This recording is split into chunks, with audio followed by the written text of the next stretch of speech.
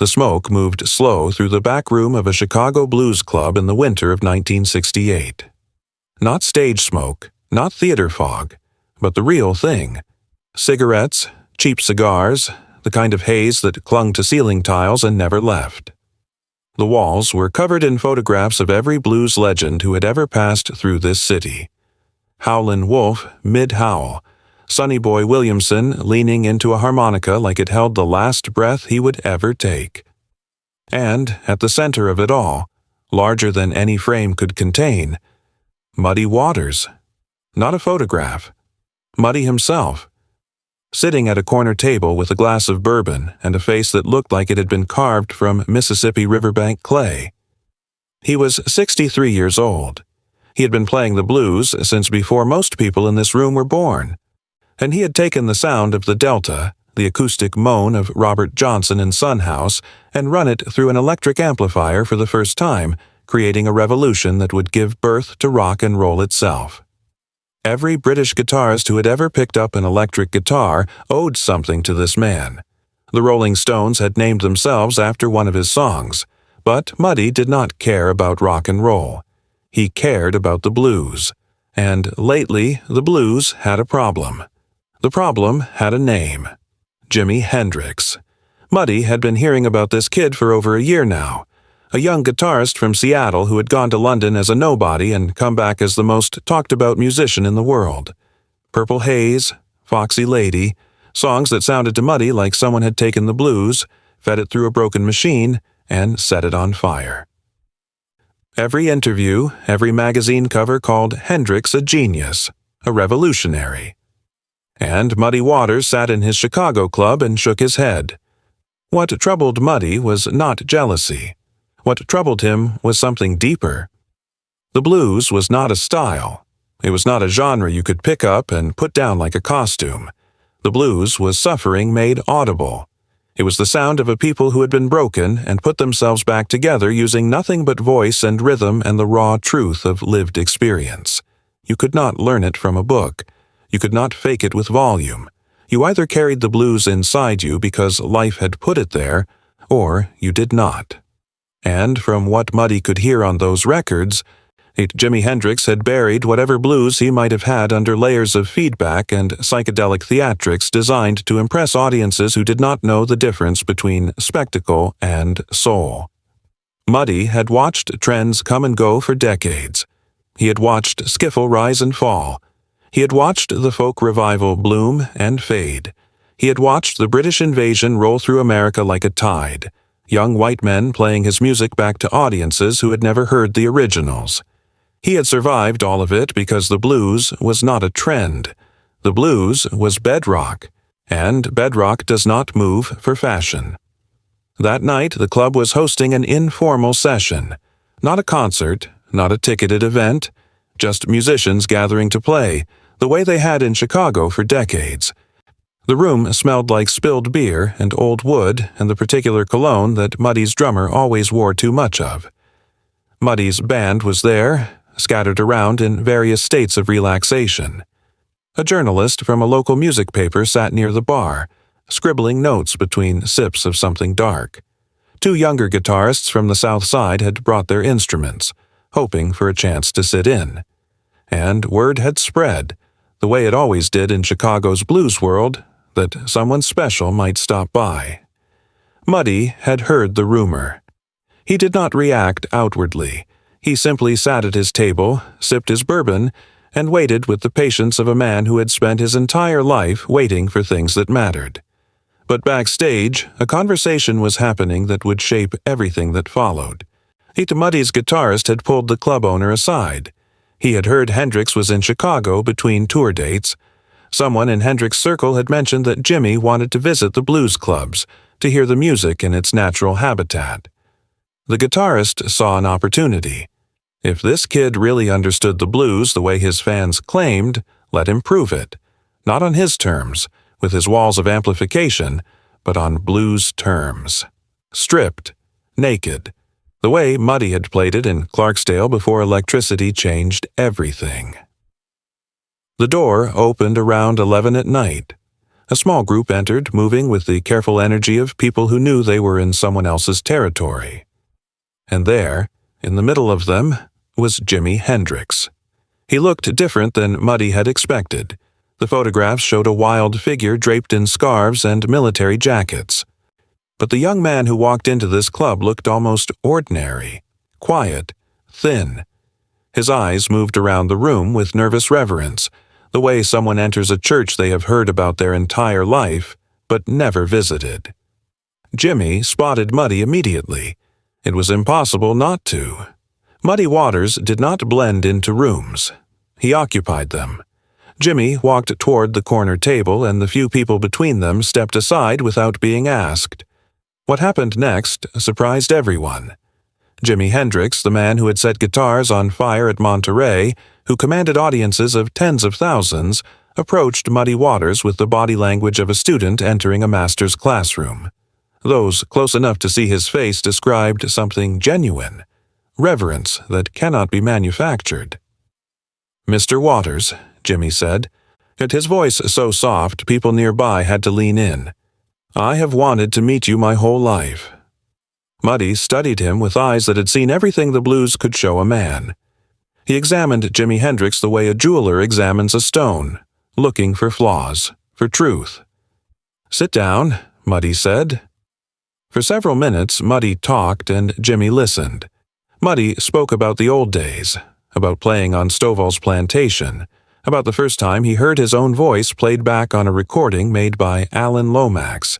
He spoke about moving to Chicago, about plugging in an electric guitar for the first time and hearing the future roar back at him. He was not making conversation. He was establishing context, reminding everyone where all of this had started. Then Muddy shifted. "I hear your records," he said. The room quieted. "Lot of noise on those records. A lot of effects. But I have been listening for something underneath all that, and I'm not sure I can find it." Jimmy did not flinch. He waited. "The blues is not about how loud you can play," Muddy continued. "It is about one thing, truth. Can you make that guitar tell the truth without hiding behind all that electricity?" There was no cruelty in his voice. This was a guardian of a tradition asking a legitimate question. The blues had rules. Not written rules, but rules that existed in the music itself, in the spaces between notes. Did this young revolutionary understand those rules? Or had he simply found a way to make the old music louder? The room held its breath. Everyone understood this was a test, and the examiner was the most important blues musician alive. "May I borrow a guitar?" Jimmy asked. Someone handed him an acoustic. A cheap instrument from the corner of the club, its body scratched, its strings worn. Jimmy held it for a moment. He was left-handed, which meant he would play it upside down, the strings reversed. He spent 30 seconds tuning. Each string received his complete attention, his ear bent close to the body, listening to frequencies most people could not distinguish. And then he began to play. The first sound was a single note, played on the low string, bent slightly upward, then released to fall back to its natural pitch. The bend was almost imperceptible, the kind of micro-movement that separates someone who has studied the blues academically from someone who carries it in their nervous system. That single note contained a quality blues musicians spend their entire lives trying to capture. The note ached. It did not cry out or scream. It simply ached, the way a memory aches when you encounter it unexpectedly. Muddy's eyebrows moved. His band members noticed. That slight lift meant something had caught his attention. Something had reached past his skepticism. Jimmy followed with a second note, then a third, building a melody so slowly that each note had time to breathe before the next arrived. This was not the Jimi Hendrix of arena concerts. This was someone who understood that the blues lived in patience, in restraint, in the courage to let silence do the heavy work. He was playing a slow blues in the key of E12 bars, 3 chords, a form so simple beginners learn it in their first week. But simplicity was the point. You cannot hide behind simplicity. Every note is exposed. Either you have something to say, or you do not. His right thumb moved across the bass strings with a rolling pulse that sounded like a heartbeat heard through a wall. His fingers picked out melodic lines that wove around the bass pulse like a conversation around a campfire. Each phrase was short, complete, and carried emotional weight disproportionate to its brevity, but it was the spaces between notes that changed the atmosphere. Jimi was using silence the way Muddy himself used silence, as a musical element as powerful as any note. He would play a phrase, then stop. Let the room absorb it. And in that silence, the impact deepened the way flavor deepens when you pause between bites of something extraordinary. One of Muddy's band members set down his drink without looking at it. The journalist had stopped writing. Some moments demand to be experienced completely, and without the distance that observation creates. 3 minutes in, and Jimi had not played a single flashy passage. Just the blues, played with a depth of feeling that seemed to come from somewhere far older than his 25 years. The melody carried echoes of Robert Johnson, of Son House, of Blind Lemon Jefferson, but these were not quotations played back like memorized text. These were conversations with the tradition, alive and deeply personal. And then something happened that nobody expected. Jimi began to sing, not the wild vocals of his rock recordings. He sang barely above a whisper, his voice rough and completely unprotected. The words were not from any song anyone recognized. They arrived in real time, pulled from some internal reservoir waiting for this moment. He sang about distance, and about looking for something you cannot name but know you have lost, about carrying a weight that does not show on the outside but reshapes everything within. Muddy Waters leaned forward. This was the moment. Because the blues, at its core, is a vocal music. The guitar is a voice's companion. And what Jimi was doing with his voice told Muddy something no amount of electric wizardry could communicate. This young man understood the blues from the inside. He had not learned it. He had lived it. Accounts from those who knew Hendrix describe a childhood marked by instability, by absence, by the kind of quiet suffering that shapes everything that follows. The years playing in backing bands, told to play quieter, to suppress the qualities that made him extraordinary. All of that was in his voice now, not as self-pity, but as the raw material from which genuine blues was made. 5 minutes passed, then 6. Each cycle of the 12-bar form revealed new dimensions. Jimi added harmonic nuances showing his understanding extended far beyond basic vocabulary. Voicings jazz musicians would recognize, substitutions classical composers would appreciate, but always serving the emotional narrative, never decoration. Muddy had not moved. His bourbon sat untouched. His eyes were fixed on Jimi with an intensity his band members had rarely seen. He was not just listening. He was reassessing, every assumption being dismantled, and Muddy was honest enough to let it happen. Near the 7-minute mark, Jimi brought the piece to its conclusion. The melody simplified. The spaces grew longer. His last phrase was a descending line. 4 notes moving downward with the inevitability of a sigh, each softer than the one before, until the final note was barely audible, a whisper that dissolved into the silence of the room. Nobody spoke. The silence lasted long enough to become its own statement.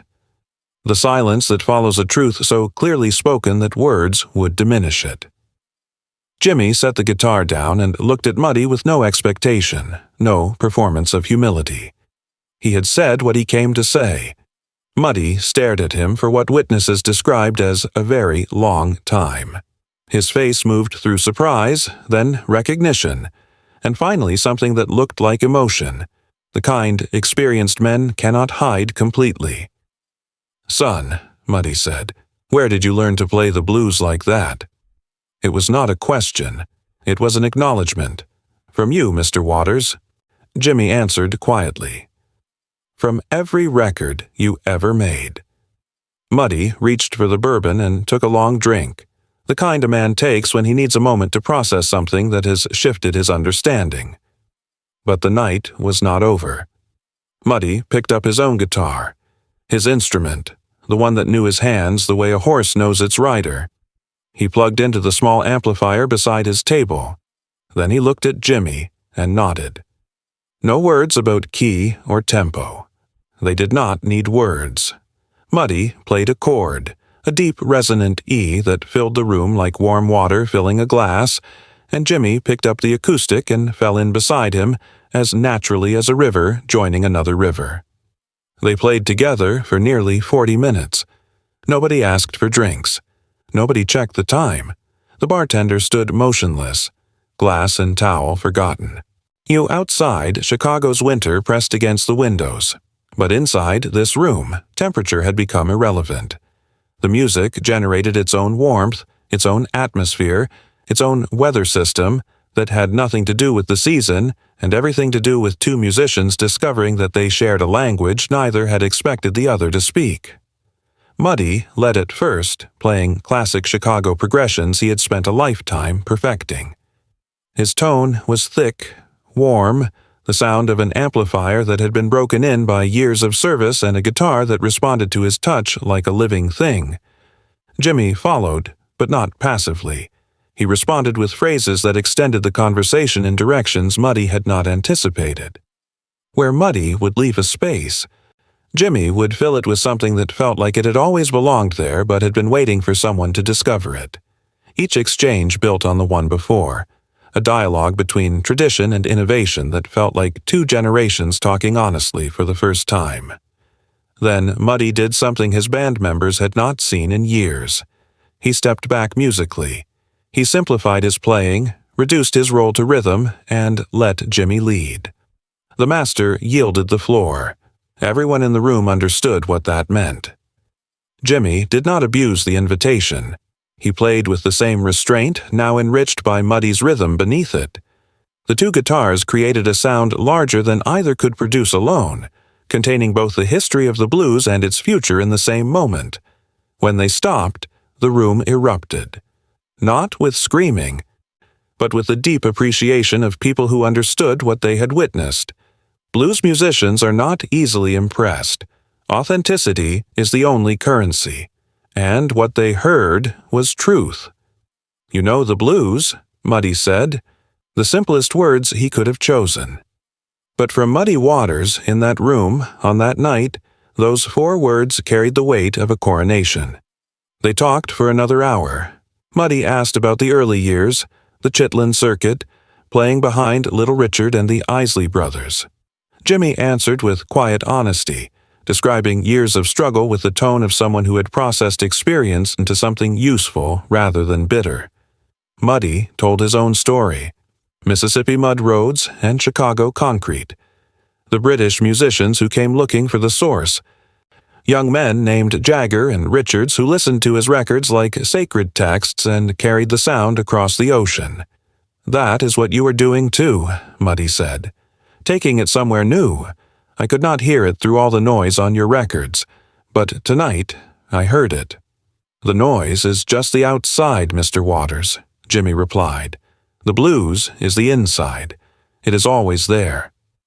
In the weeks that followed, accounts describe Muddy as a man whose perspective had genuinely shifted. He did not embrace psychedelic rock. He remained who he was. But his view of Hendrix changed completely. Where he had seen a young man hiding behind technology, he now saw an artist who had found a different vessel for the same ancient truth. Jimmy, too, was moved, and those closest to him describe a musician profoundly affected by the experience of playing for someone whose approval he had sought his entire career. Being recognized by the source of his education meant something no chart position could replicate. But there was a deeper significance. The blues was at a crossroads. The old guard played music rooted in specific experience, in the Great Migration, in sharecropping fields and factory floors, in a particular kind of American suffering that had forged an art form unlike any other.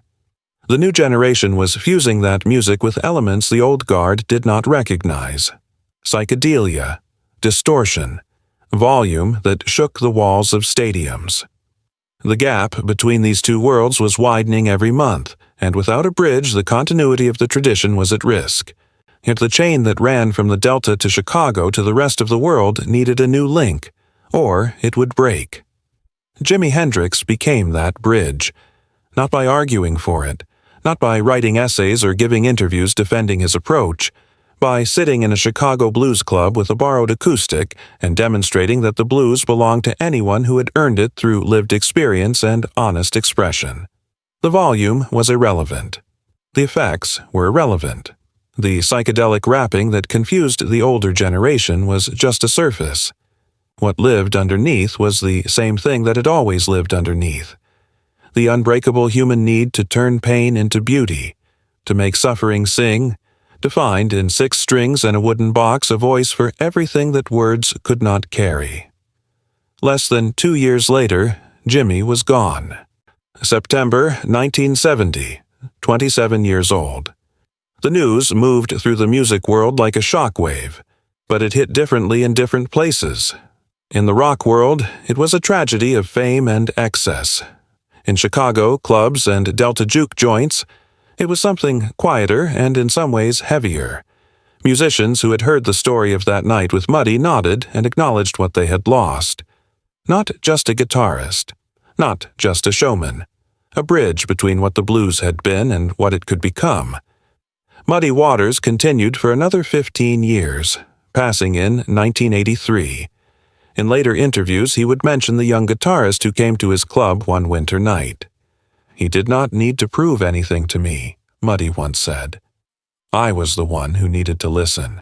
That boy had the blues deeper than most people who have been playing it their whole lives. He just expressed it differently. But the blues does not care how you express it. The blues only cares that you are telling the truth. Sometimes the greatest proof of mastery is not what you add to the music, but what you are willing to take away." On that night, Jimi Hendrix stripped away everything the world associated with his name. The volume, the fire, the spectacle. He stripped it all away and revealed what lived at the center. And what lived at the center was the blues. The oldest, deepest, most honest sound in American music. Played by a young man who had carried it from the very beginning, waiting for the moment when someone who mattered would finally ask to hear it.